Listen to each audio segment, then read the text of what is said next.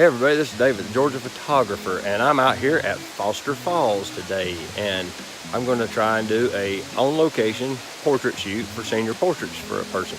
And I'm waiting on them to get here. I've been out scouting locations and getting my camera dialed in, got everything with me. I've brought all this gear, so I've got some equipment, I've got some helpers. This entire school of Jewish girls just showed up, like 40 of them.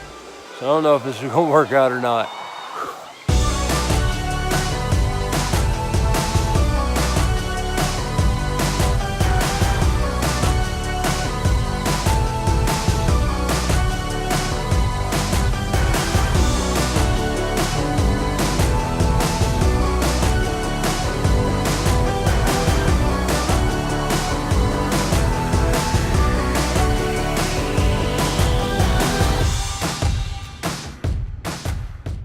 As fate would have it, I got zero footage of the photo shoot itself, other than these few still images here. The shoot went well. I learned several valuable things. If you're new to portrait photography, don't forget to pay attention to your crop. What I mean is, all these images are ultimately going to be cropped to fit in picture frames, okay? So the aspect ratio of the sensor and the aspect ratio of the picture frame are drastically different. When you go to crop it down for 8x10, I found I was cutting the feet off routinely.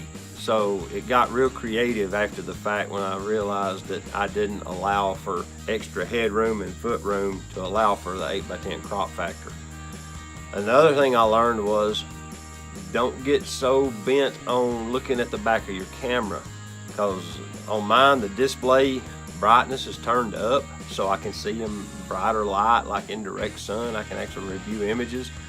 You know, this isn't such a big deal on a mirrorless camera, because you can look into EVF and you can kind of view them at normal reproduction brightness levels. But on mine, I had the brightness jacked up and it didn't occur to me till I got home.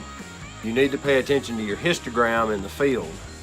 But when, you know, we were shooting at golden hour so that I'd have that advantage. Well, that advantage turned into a detriment pretty quick, because you got 1 hour.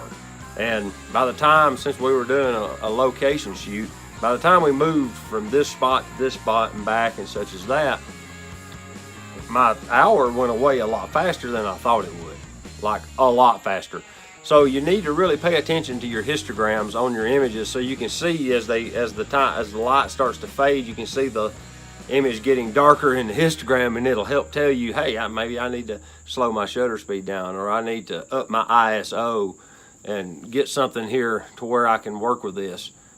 I was able to salvage a bunch of what normally would have been unusable images, because Lightroom has a really good pulling it out of the shadows function, especially with Nikon cameras. They save a lot of data in the shadows. I learned, allow for the crop factor. Pay attention to your histogram. You need someone who understands how to hold a reflector. I was just using family members. Her boyfriend is holding it in several of those photos. Unless you know how to coach them with the reflector, then you'll get like light coming up, and you get bad lighting, because now it looks like a horror movie where they're lit from the bottom up. And you got, you know, I learned a lot. It's not super easy to do this.